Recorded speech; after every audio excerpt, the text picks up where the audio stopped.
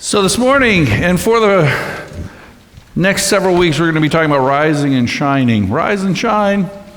That's a phrase that has a long history. You're going to hear more about the phrase rise and shine as we go forward, how it gets used in society and where it came from. Rise and shine is really that phrase that folks who are mourning people use. People who are not mourning people don't say that. So how many of you, show of hands, are mourning people who love to get up and get going? How many of you are not? Yeah, those are more enthusiastic. So I want to apologize for Easter because it's a rise and shine kind of day. We get up early, right? Rise and shine on Easter morning. We do have Christmas Eve, and Christmas Eve is a night thing, so you night folks get Christmas Eve, right? Candlelight service and all. So I think the church is pretty split, although you might be thinking, well, Christmas morning, I got to get up. Yeah, but you don't have to come to church. I mean, don't involve me in that.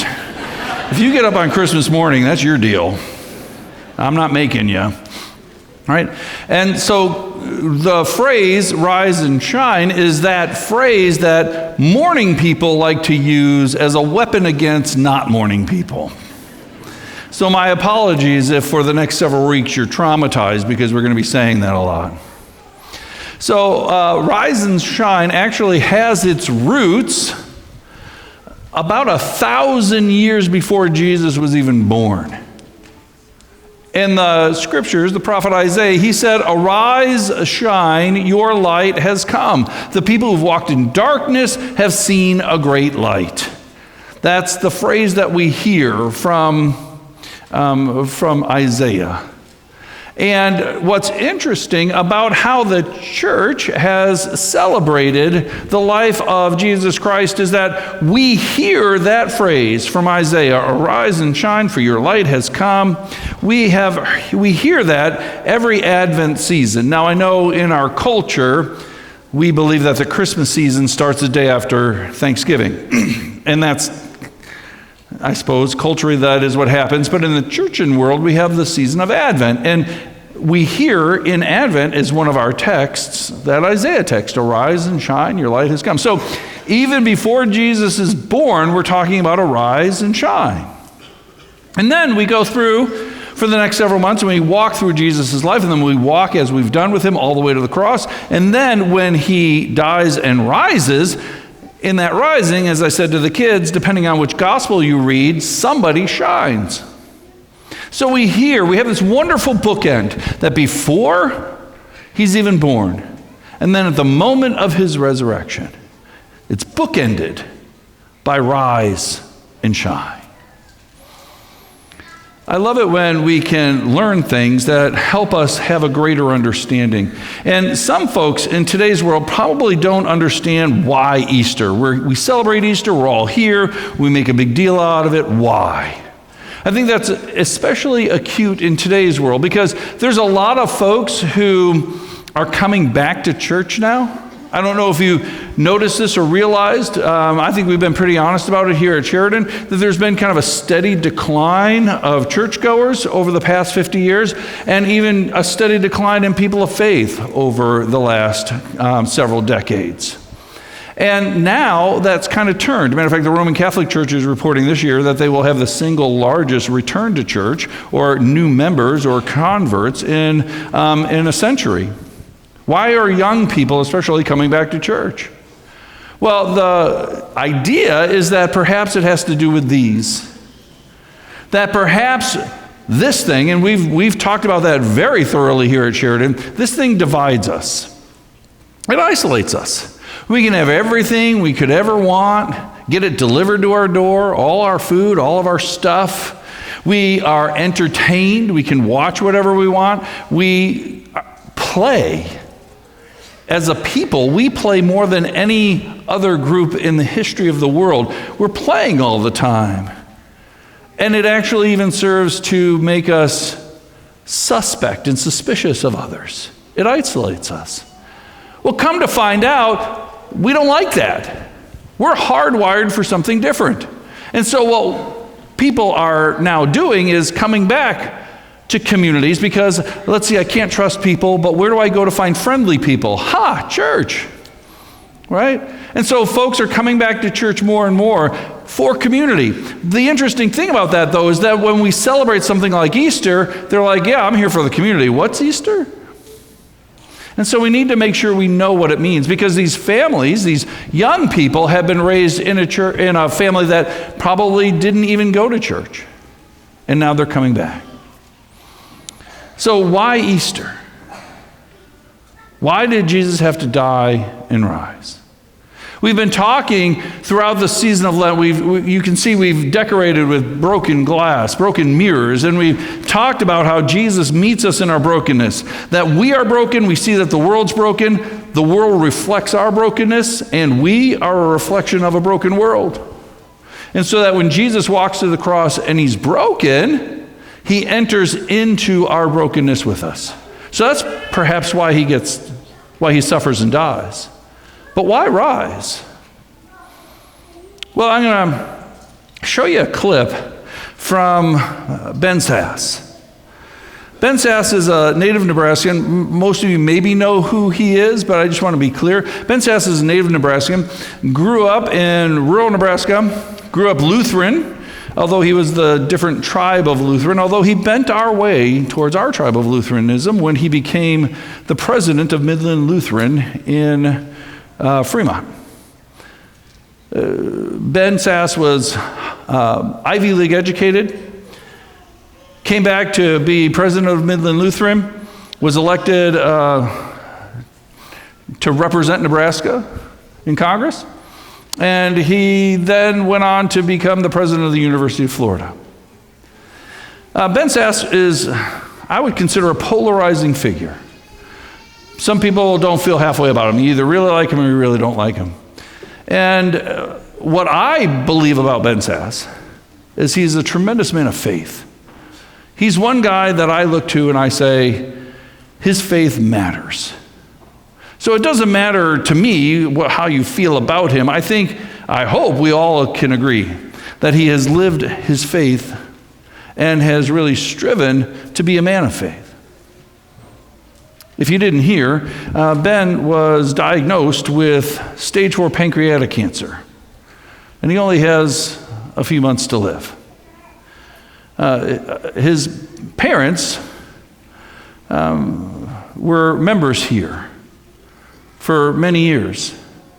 And I called up Gary, his dad Gary and his wife Jean. I called up Gary and told him I was going to be talking about Ben today. And I said, I'm going to be showing a clip of one of his interviews. And Gary said, well, what interview? He's been doing a lot of them. And he has. And he's been doing a lot of interviews, as Gary says, because he wants to demonstrate faith as he dies. So he does this interview that's about an hour long. If you get a chance to watch it, it's really wonderful. I had several people send it to me. It's terrific. It's from a think tank, a conservative think tank called the Hoover Institute. And the guy who interviews him is a man named Peter Robinson, who I take it from watching this interview, they must have known each other for years. And Peter Robinson, at the end of the interview, asks him a question about the story of Lazarus. Now, I don't want to get off topic here, but the story of Lazarus is a story that happens in John's Gospel, and the only purpose for the story, honestly, is to parallel or foreshadow what's going to happen to Jesus, because Lazarus was Jesus' best friend. He dies. Jesus doesn't get there in time to save him, and so he raises him from the dead. And so when you talk about the why of the Lazarus story, you're really talking about the why of Easter. And Robinson asks Ben Sass, why? And Ben answers the way that Ben normally would. He is profound, and he goes off on a couple of tangents, and he's heartfelt. We're going to show this clip. In the post-interview outtakes, they talk about how emotional they were at that point. And so I want you to be able to see the emotion in both these men. I want you to notice that. Let's take a watch. Shortest verse in the Bible, Jesus wept. So he knows that we suffer, and he suffers through it. What is the point? It's still constructed to permit us to suffer. Why? This is the problem of pain. I know that it's such a permanent problem. I know that every philosopher and every junior philosopher has always addressed it so that it seems you can't talk about it without sounding trite. But it bothers me. It feels real to talk about it right now when I'm having a radiating set of pain out of a tumor in my spine. Pain is real, so it seems like the first thing humans should do is acknowledge that a lot is broken in this world. The existence of death is surely not the way it's supposed to be. So Jesus weeping, what a gift. First of all, the story is amazing. The whole Lazarus story and his sister's weirdly narcissistic behavior, that's us, right? Like we're dying in the story too. We're many of the characters, but we're definitely that egotistical, self-absorbed, Jesus, why didn't you do it the way I want you to do it? But to our point about short attention spans, first, let's just go back and read that story and a dozen adjacent stories. The Bible is so rich, and we spend so little time reading it together. Jesus weeps there, and he knows that he's going to raise Lazarus 5 minutes later. So it's an amazing story because he's acknowledging that death is terrible, and yet death doesn't win. The Christian phrase in Christian literature for years has been to call death the last enemy. Jesus wept, 2 words, last enemy, 2 words, pretty great. Death is a wicked thief. It's an enemy, but it's pretty great that it's the last enemy. All the stuff that I regret for having been an inadequate husband and son and father and friend and worker, truth teller, all the stuff that I've been weak on, I'm going to be freed from all of that. Death is the last enemy. All right.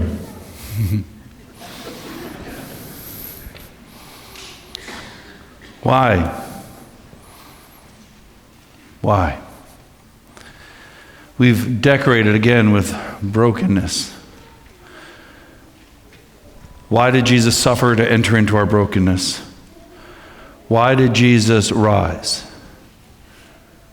To remove from us all of the pain, all of the regret, all of the shortcoming, everything that I've done wrong, everything that I carry here today, everything that you guys are carrying here won't win and will not have the final word. Because Jesus died and conquered that sin and rose from the dead. So what are you carrying here today? What will you finally be freed from? This is why Easter is a big deal. Because we remember, what will we be freed from? Now again, through Lent, we decorated with broken pieces of mirror. We had broken pieces of mirror on the altar. We switched them out to round pieces of mirror to show that we are finished and fashioned so that we can reflect. Because we just didn't get this freedom so that we can have it for ourselves, but we are to share. And we are to spread the light. There's a great story from Robert Fulghum. He wrote a book years ago. His superpower was to take complex things and to switch them over so that they can be simplistic. And he wrote a book called Everything I Ever Needed to Know I Learned in Kindergarten. And so he became kind of like a folk legend in his writing. And he tells a story about being at a seminar when he was a young man, and there was an elder German man who was giving the seminar. And when he got to the end of the seminar, this older German guy just said, "Is there any other questions I can answer for you?" And people were like picking up their stuff and getting ready. "Anything else I can answer with you?" And some wiseacre from the back of the room yelled, "What's the meaning of life?" And he actually made everybody stop and sit back down. And he pulled out of his pocket a mirror, a small, round mirror. And he said, he grew up in Nazi Germany. He grew up in a time and a place where kids didn't have toys. And in that time, a motorcycle had crashed, a German motorcycle had crashed, and there were broken pieces of mirror on the path. And he grabbed the biggest one, and over the course of time, he used a stone to rub and polish it and to shape it into a circle. And then he kept it with him, and he still had it. He pulled it out of his pocket, he still had it. And he said that what he did with it is he played with it. It became his toy. He used it to reflect light, to send light out. And he, particularly day and night, sunshine or even under lamps, he would find how he could get light into the darkest of places. And he said it became more than just a game. For him, it became the metaphor for his life. That was his purpose, to shine light into the darkest places he could find. Why Easter?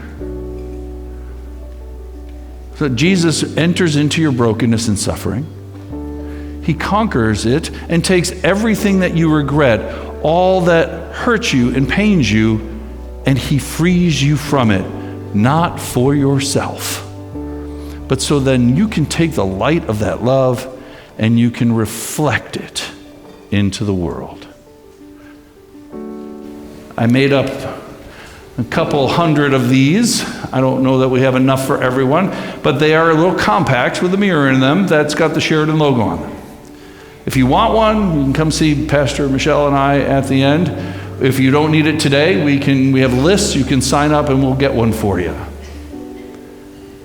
But today we celebrate Christ is risen. He is risen indeed. He is risen to free you from the pain and suffering of your sin. But he is risen so that you can reflect the light of his love into our broken world. Thanks be to God.